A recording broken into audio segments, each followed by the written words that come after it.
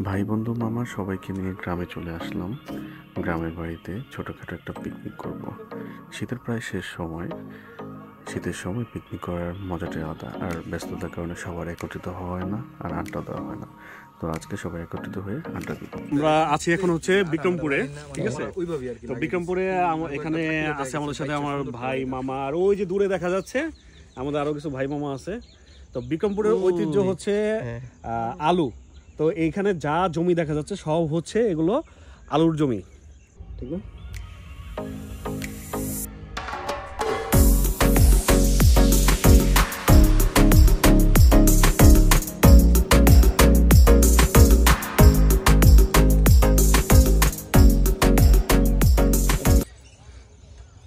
আলুর রাজ্য বিক্রমপুর।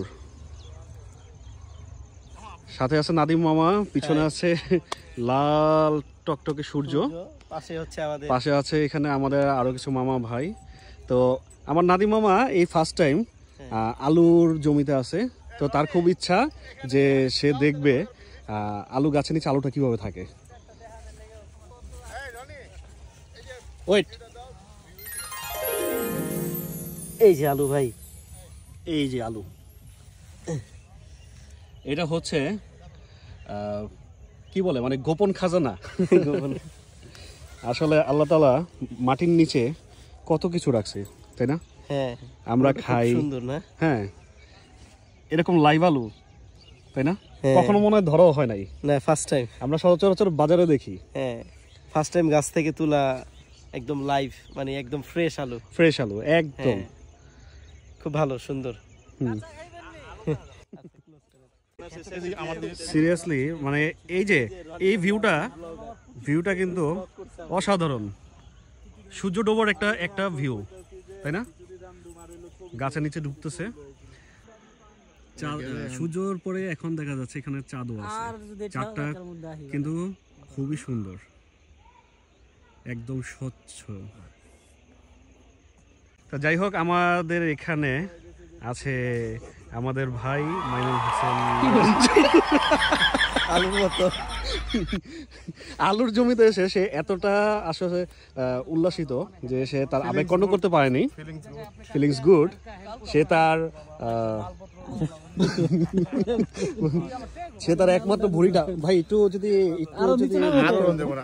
না সেটা বলি না, মানে একটু চেক করলে ভালো হতো। ডিমান্ডেবল। আচ্ছা, এইটা কিন্তু খুব রেয়ার, এটা কিন্তু কেউ দেখতে পারে না একমাত্র ভাবি ছাড়া। তো আজকে আসলে ভাইজান আবেগে তার এই ভুঁড়িটা বের করে ফেলছে।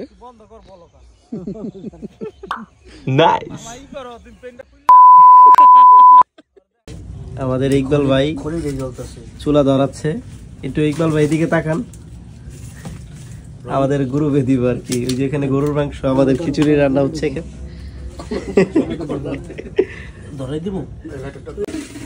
রান্নার কাজে ব্যস্ত মোস্ট ডিমান্ডেবল নাদিম মামা। উনি কিন্তু খুব চমৎকার রান্না করে যারা। আর এখানে আরেকজন সালাদ মামাকে হেল্প করছে। অবশেষে খিচুড়ি প্লেট আমার হাতে, দেখতে খুবই সুন্দর হয়েছে, খেতেও নিশ্চয়ই খুব মজা হবে। সার্ভ করছে আমার বন্ধু ইকবাল।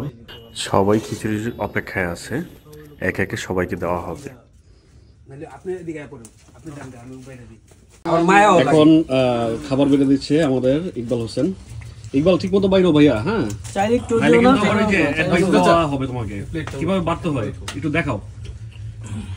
ইকবাল একটু তাকাও বন্ধু, তাকাও।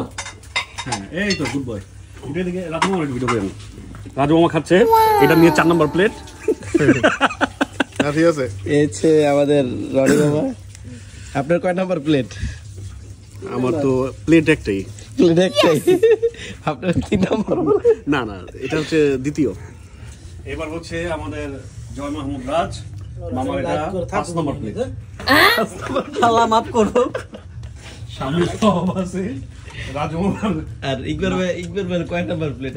ইকবাল ভাই পুরো ডেক প্লেট নাই, ইকবাল ভাই হচ্ছে ডেক। সে ডেক থেকে মাংস উঠাচ্ছে আর খাচ্ছে। না দাদা,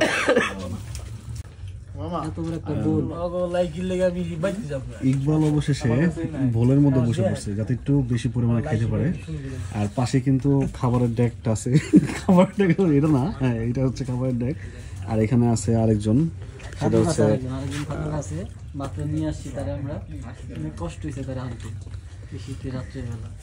অনেক হয়েছে, ডেকে কিন্তু প্রচুর পরিমাণ আছে।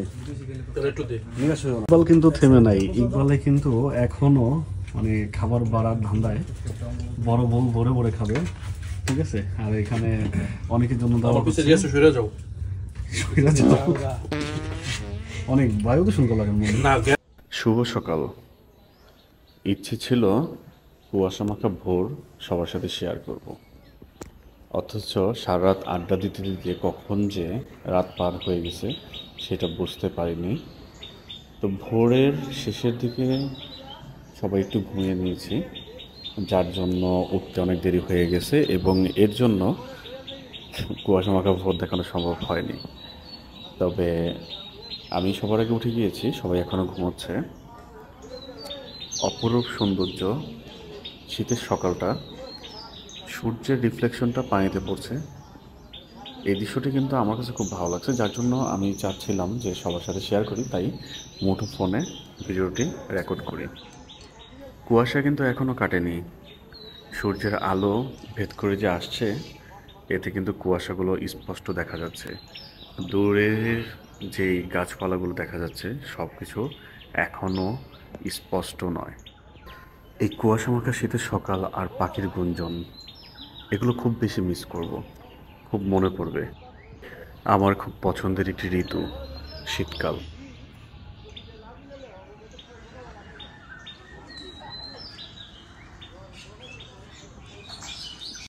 এদিকে চলে এসেছে ব্ল্যাক মাস্ক। আসলে ব্ল্যাক মাস্ক কি নাম জানি না, তবে ওর ফেসটা ব্ল্যাক মাস্কের মতো, তো তার জন্য আর কি নামটা দিয়ে দিলাম ব্ল্যাক মাস্ক। যাই হোক, সবাই ভালো থাকবেন আর ভিডিওটি উপভোগ করবেন। আল্লাহ হাফেজ।